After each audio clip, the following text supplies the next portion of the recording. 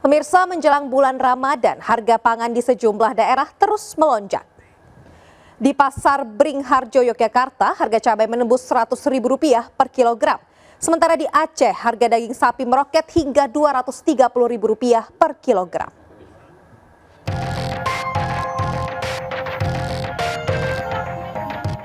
Sore jelang Ramadan, harga komoditi pangan melonjak tinggi.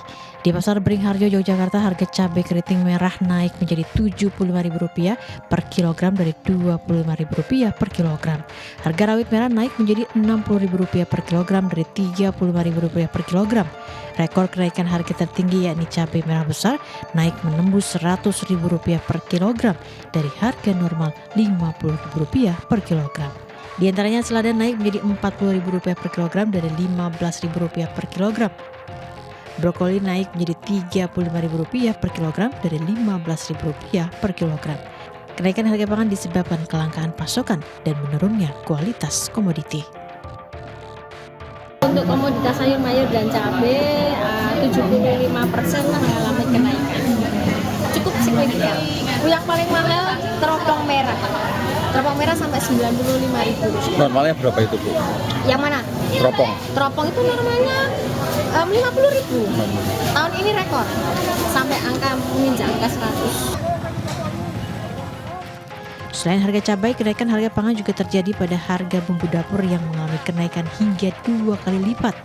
Tanya itu di Kecamatan Belampi di Aceh, harga daging sapi bahkan menembus Rp230.000 per kilogram dari Rp180.000 per kilogram.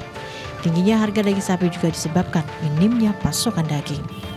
Ambil dari luar, ada yang dari Sumatera Utara, ada dari Banda Aceh. Kan mengalami kenaikan harga nih Pak, peminatnya gimana Pak? Kalau peminat kayaknya seperti tahun-tahun kemarin lah. Warga berharap pemerintah segera turun tangan mengendalikan harga bahan pangan agar tidak membebani rakyat. Tim kontributor iNews melaporkan. Pengurus Besar Nahdlatul Ulama menanggapi pernyataan Muhammadiyah yang mengusulkan sidang isbat penetapan awal Ramadan dan Idul Fitri ditiadakan. Menurut PBNU, perbedaan antara NU dan juga Muhammadiyah ini sudah biasa dan NU tetap mengikuti sidang isbat sesuai keputusan pemerintah.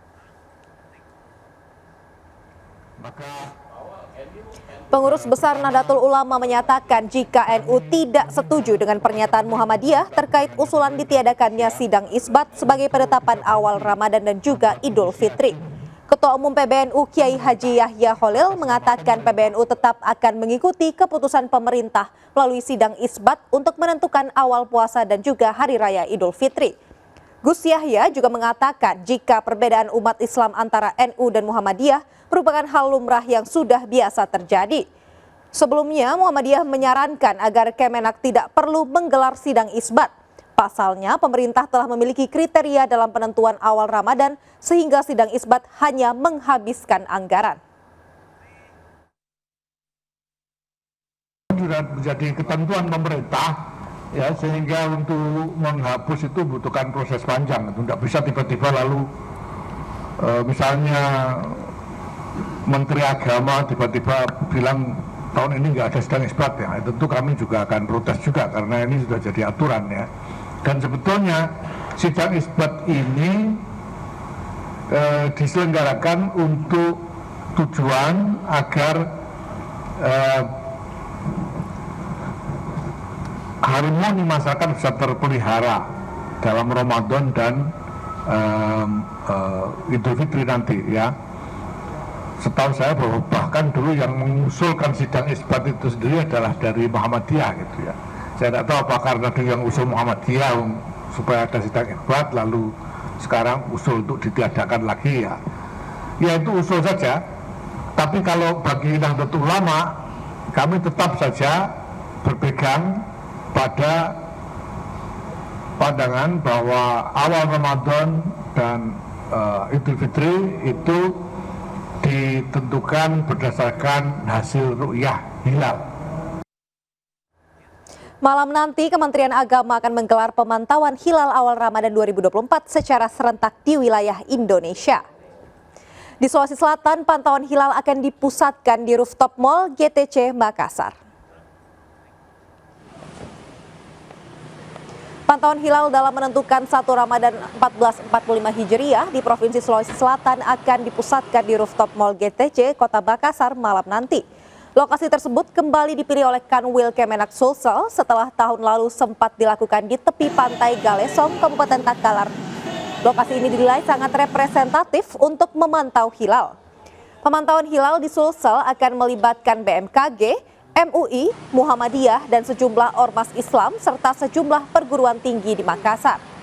Sejak kemarin kondisi cuaca di Kota Makassar dan sekitarnya terpantau hujan ringan. Pihak Kanwil Kemenak Sulsel menyatakan kondisi cuaca seperti hujan dan kabut akan tentukan kesuksesan pantauan hilal. Cuaca ini sangat menentukan apakah kita bisa melihat atau misalnya tidak. Ya, di beberapa tahun pengalaman sebelumnya cuaca ini juga sangat menentukan. Kalau misalnya cuacanya hujan ataupun terjadi kabut dan sebagainya, maka saya kira ini sangat sulit. Tapi tentu tempat pengambilan data ini kan bukan hanya di Sulsel tapi di banyak tempat di seluruh Indonesia. Menyambut datangnya bulan suci Ramadan, ribuan warga Medan turun ke jalan untuk ikut pawai obor sambil berkeliling kota. Warga Muslim Medan berharap di Ramadan kali ini mereka bisa menjalankan ibadah puasa dengan aman dan juga lancar.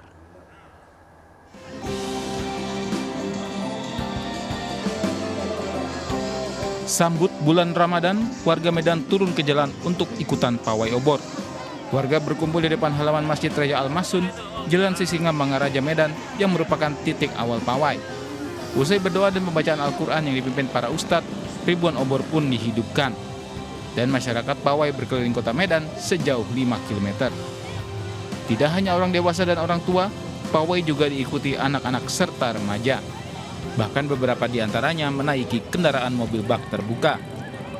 Ini agenda pawai obor kita ini sebenarnya ini adalah agenda kolosal tahunan umat Islam Sumatera Utara dalam menyambut bulan suci Ramadan sebagai bentuk rasa bahagia atau sukacita kita atas kehadiran bulan Ramadan. Itu apa kita ya motivasi kita melaksanakan acara pawai obor ini. Warga Medan berharap di bulan suci Ramadan tahun ini mereka dapat melaksanakan ibadah puasa 1 bulan penuh dengan aman dan lancar. Dari Medan, Sumatera Utara, Ahmad Ridwan Nasution melaporkan. Pemirsa, ziarah makam Sunan Ampel Surabaya ramai dikunjungi jelang memasuki bulan Ramadan. Para peziarah datang dari berbagai daerah di Indonesia.